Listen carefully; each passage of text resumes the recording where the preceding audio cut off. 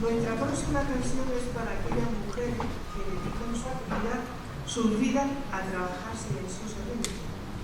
En casa, en el campo, en las fábricas, en los comercios, los hacen con sus manos.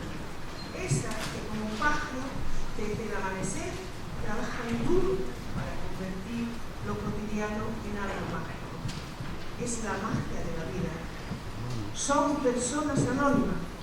Nunca se les ha dedicado una calle o una plaza en nuestras ciudades, y muchas ni siquiera una pensión cuando les llega la edad.